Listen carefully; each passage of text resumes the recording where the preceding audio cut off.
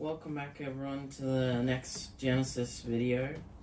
Today we're reading chapter 4 of Genesis about Cain and Abel.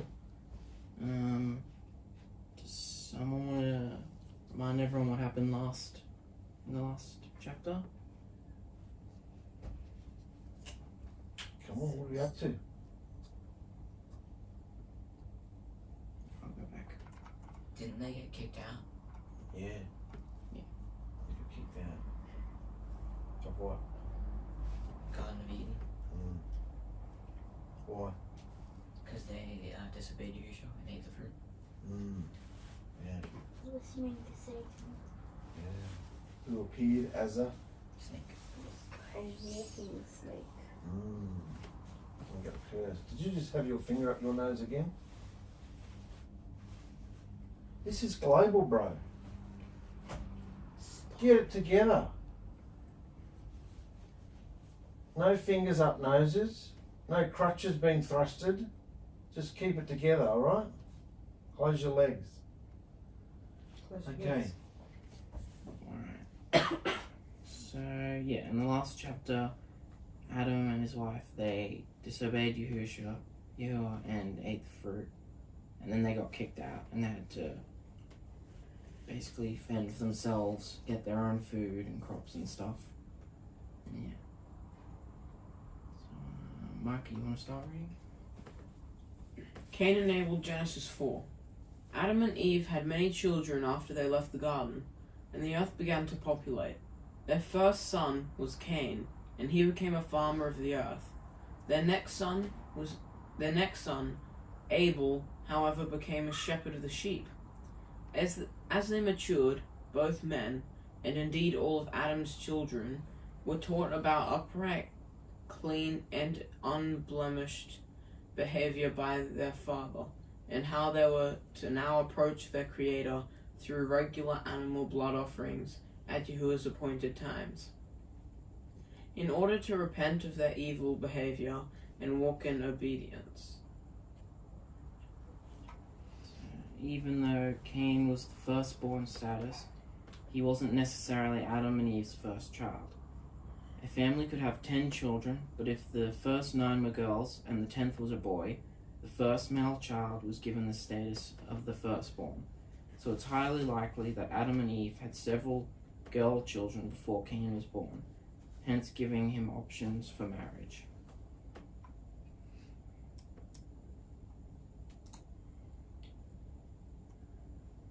Brandon?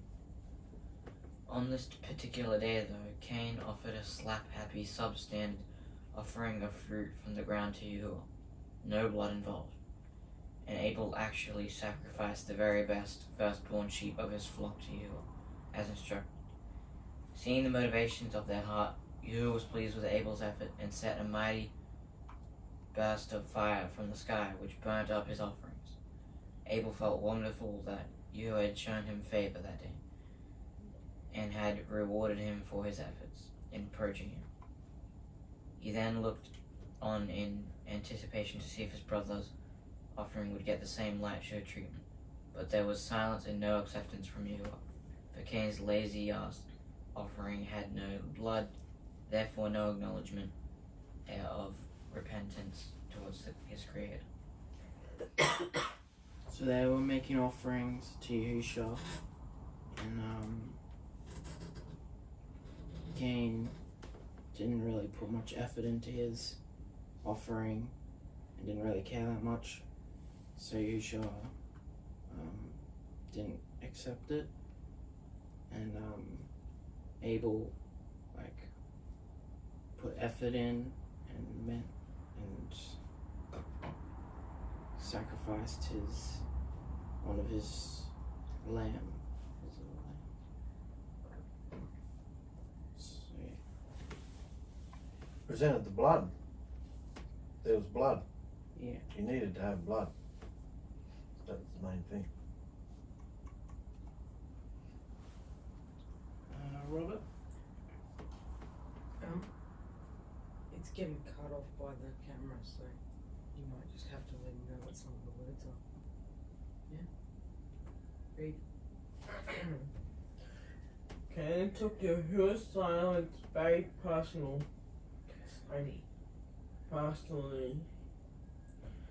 got very jealous of his brother's favor, and went into a misery sulk. Yahuwah said, Cain, why are you throwing the princess tantrum? I always said you if you put the right effort, don't I? But if you're lazy and disobedient, then the enemy is waiting at the doorway, ready to control you. He wants to get you big time. But if you do well and behave as instructed, you'll easily conquer him. Sin is always waiting at the door, wanting us to let it in and behave it. But Cain wouldn't receive this, and even though he told all this to his brother, his stubborn attitude remained and he began entertaining the idea of killing his brother. So instead of taking what you said to him and doing better next time and putting more effort in and making sure there was blood for the sacrifice, his offering, he took it personal and had a tantrum about it, and then he started letting thoughts into his head, letting demons. He was listening to what they were telling him to do. So, and the ideas of killing his brother. That's the whole point of this chapter in the red there. The enemy is waiting at the door. Where's the door? How does the enemy get into you? Through thoughts. Other translations say evil is waiting at the door, wanting to have you, but you can overcome it. Evil, the enemy is waiting at the doorway, ready to control you. Wants to get you big time. If you do well and behave as instructed, you can easily conquer him. What's saying? No. Sin is always waiting at the door, wanting to let it in, wanting us to let it in and behave it. What about the flow from all the other studies we've been doing? That's way back in, just after the garden, way back at the beginning of history. Satan's there. See it? Yahushua's always there giving you a way out. He always gives you a way out of the situation. Always warns you beforehand. This is coming, this is going to happen. You better do this. You better do that. Gives you a way out. He gave Cain a way out, didn't he? Mm-hmm. Stop taking this so personal and do it properly next time, and then you'll get the same favour you saw your brother get. But Cain wouldn't have it. He was furious at his brother. Stubborn attitude remained, and he began entertaining the idea of killing his brother. That's pretty extreme. That's how furious he was. It's the same for us. Exactly the same process. It's waiting there all day, every day, waiting for you to let it go in. How many evil thoughts do you hear every day? A lot. Too many to count. Do you really? You wicked person. Isn't that? Got you there. Got you there. You should be hearing more thoughts from Yahushua. So do I, mate. Just thought I'd get you. Of course we do. But if you believe them and let them in, instead of saying no, get lost. That's the point. Because Yahushua floods us with good thoughts. You push away all the hideous stuff, you receive all the good thoughts. Yeah?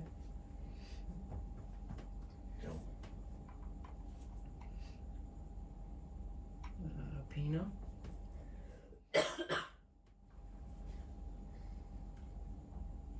Sometime after this, both Cain and Abel were out working in the fields, Cain planting seed and Abel feeding his flocks.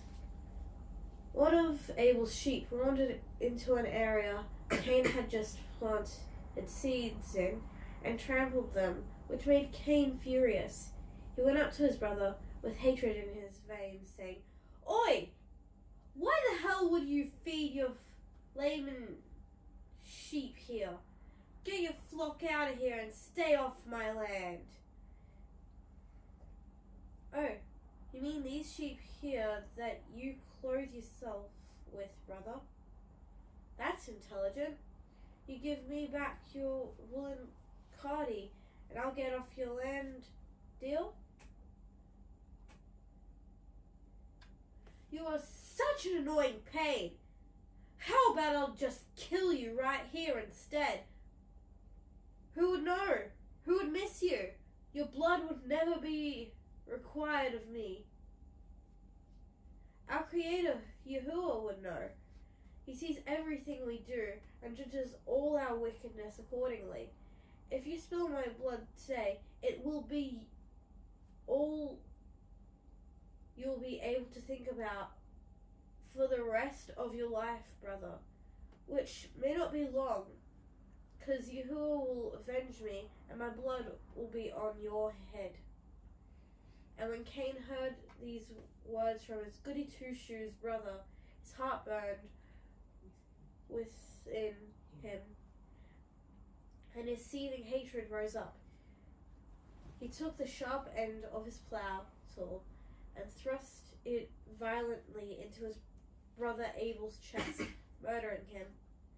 Abel's body fell to the ground, and Cain freaked out, seeing his brother's blood gushing out everywhere into the earth next to his flock.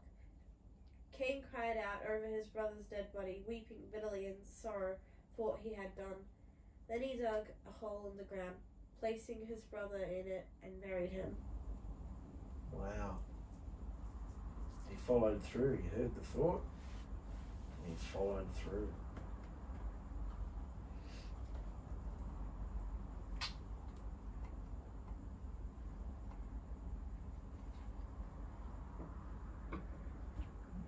Liam? John?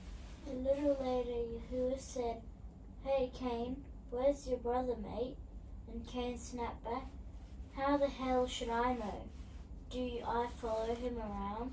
But Yahuwah said, "I can hear the voice of your brother's innocent blood screaming from the dirt. Not only did you lie to me, but you slaughtered your brother in cold blood. The ground which just took your brother's blood is now cursed to you. You're banished from your home, and you'll be a wanderer and a criminal for the rest of your life. This is your punishment forever." So, Yahuwah did the same thing. He asked Cain if he knew where his brother was,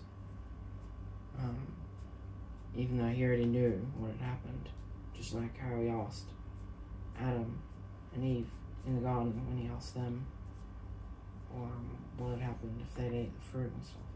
Why do you think he asked? To test if they were going to lie, tell the truth. That's right. About the fact that Yahuwah can hear the blood. The blood is the life of humankind. He can hear the blood. His frequency of the blood, he can hear it in his ears. How amazing is that? How much blood would he be hearing being shed these days? A lot. Millions every day. He hates bloodshed.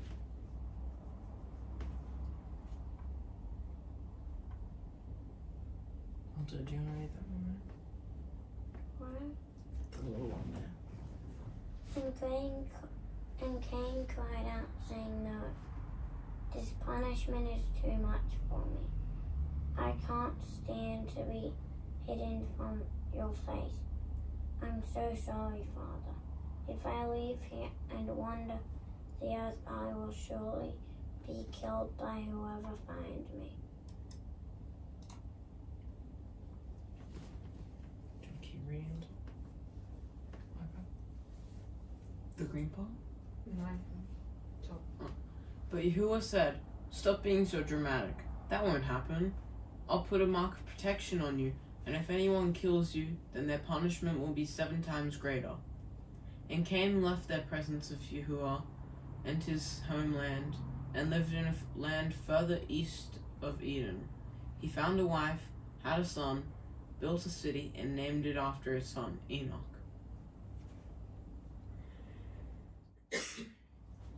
The life-creating light and vibration of Yahuwah's word is present in the blood of mankind, and he can hear it. What about that? Life creating light and vibrations is the power that created the whole universe. This light and vibration of Yahuwah's word is present in the blood of mankind, and he can hear it. That's why he said, if you sin, you will die. If you shed another person's blood, that blood will be required of you. Because mankind is created in his image. And you're not allowed to tear down his image, you know? So by murdering, cutting the blood, big no, serious. Because he can hear the frequency of the blood.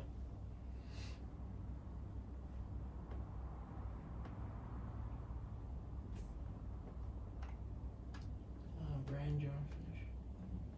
And Adam and Eve had another child called him Seth. They were overjoyed that Yahuwah had given them another son after the horrific death of Abel. Years later, Seth had a son and called him Enosh. And the name of Yahuwah continued to be acknowledged. Mm. And there's that's the family tree of Adam. Speak up, Joe. So that's the family tree of Adam. Which shows his bloodline. Read what's in the boxes. That's interesting. Enoch had such a close, loving relationship. Enoch, where's Enoch on the chart? Enoch's under Cain. Enoch's Seth, down there. Seth, Anush, Canaan, Mahalal, Jared, Enoch, down there. That's who we are, Enoch. Enoch had such a close, loving relationship with Yahuwah that one day Yahuwah decided to take him from the earth and bring him into his dimension to be with him. Did you know there was a man that was so wonderful and obedient that Yahuwah just decided, I'm taking him. Took him in. Disappeared. I think that's in the next chapter. I mentioned it. I found a book that told the story of it and I put it in the next chapter. But the whole purpose of these genealogies is to show us how trustworthy and true the words of Yahuwah are. Because even though he allowed humankind to flourish and prosper through the generations, despite their lawless and evil behaviour, no one lived longer than 1,000 years. It's one day in Yahuwah years.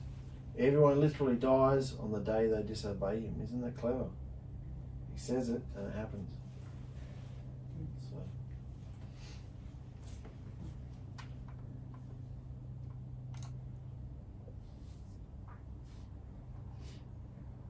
And that's all for that chapter.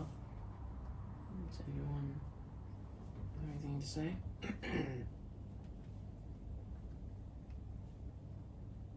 that all for that chapter? It's a short one.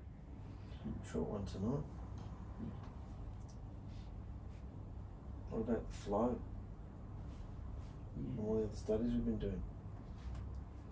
You're all knackered, aren't you? After being in the lake. You can see it's all about life and death, can't you? The moment you do the wrong thing, what do you feel like? Death.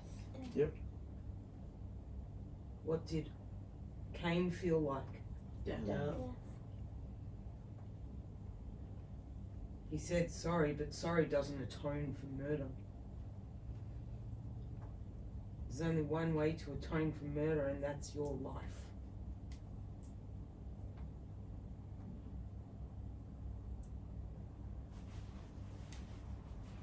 Amazing. And you're right, every study that we have done has literally flowed into each other. It's all about saying Sorry. no. Don't let them come through you. Don't let them control your body. Keep the filth out of your body. Keep the filth out of our house. Behaviours, attitudes, what you see, do, hear, taste, touch, keep it clean. Everything. Your body is owned by Yahusha. Yep. So you got to check with him before you do anything, say anything, even think anything. Should I think that? No, I don't think so. Get lost. Just because you hear a thought doesn't mean it's you. Settle down. That's good. Very But- good. So 1,000 years is one day? 1,000 years to Yahusha is one day. No, 1,000 years to us is one day of Yahusha. What is 1,000 years to Yahusha? There hasn't been 1,000. There hasn't been 1,000. There has. No, there Not hasn't. at all. There's not in. But it had been There hasn't even 22,000. been 7. No. There hasn't even been a week on top. It's never been a week for Yahusha. He hasn't even got to the Shabbat yet. Oh. It's approaching the end of the 1,000 6th day. years of our years is one day to him. 2,000 years from Adam to Noah, round about. 2,000 years from Noah to when Yahusha came. And time is roughly around the time Yahusha came. So what year is it this year? 2022. So it's over 2,000 years there. So, and he's coming back at the end of the 6th day. 6,000 years. 2, 4, 6. So he should be back, shouldn't he? So we're living on borrowed time. Time to be urgent? Very much. Because the last 1,000 years is rest. It's a Shabbat rest. The last day, Shabbat day. 1,000 years of rest. The devil gets chained up in that pit we were talking about. You can't imagine having a day where you just can't hear anything evil. There's no pesterings, there's no wickedness. Imagine that. That's what's coming. So we've got to overcome and take this seriously. Yeah. Good, man. Gotta be urgent about it.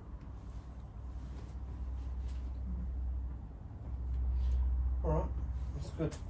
Thank you for watching. Bye.